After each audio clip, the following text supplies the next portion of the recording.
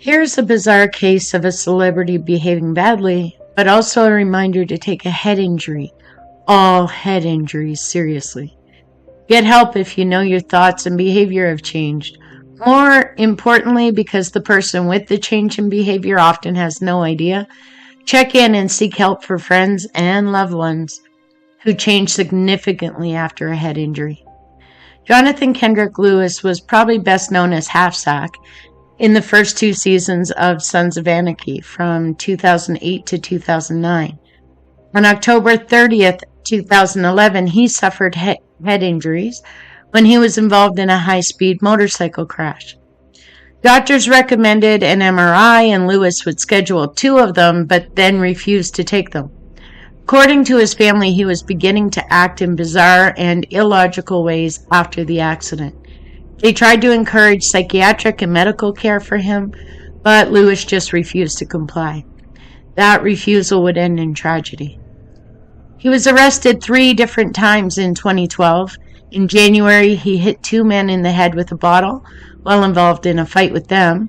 He pleaded no contest to assault with a deadly weapon. Just 6 weeks later, he was arrested for trying to break into a woman's home.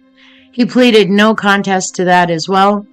His family pushed for rehab for a marijuana addiction to avoid going to jail.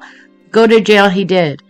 Probation official said that he was very concerned for the well-being of Lewis and the community, and believed that Lewis was going to be a continued threat because of his mental health issues and his addictions.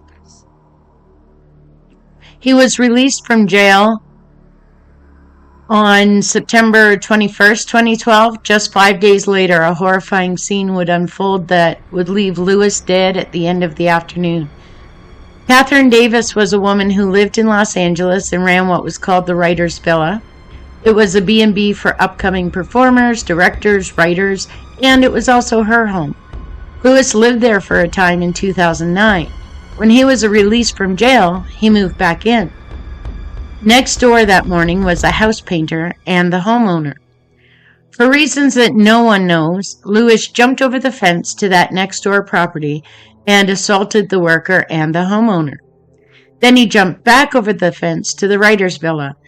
LAPD were called by neighbors who witnessed the assault and then heard Catherine screaming.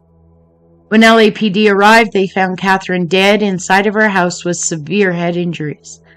The house was ransacked, broken glass all over. Cat was found dead in the bathroom, and Lewis was found dead on the driveway. He either jumped or fell to his death from the roof of the house, though it may have been the garage or the patio he fell or jumped from.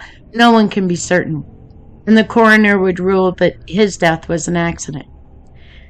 There was a lot of speculation in the media about Lewis's death and that last day. So many headlines would speculate that Lewis was on drugs, high as a kite when he assaulted 2 and killed his landlady and the cat. But the autopsy report would come back more than 2 months later, negative for drugs, not even medications, negative for alcohol. It would also say that he had partial strangulation, that he had scratch marks caused by fingernails on his neck. There was no evidence of drug use found by police either. We can't know for certain that his head injury had a role in the events of September 26th, but his head injury went untreated. He had significant changes in his behavior after that injury, though including violence that led him into legal trouble. He rejected any help until he was in jail, and once he was released, he wasn't getting any either.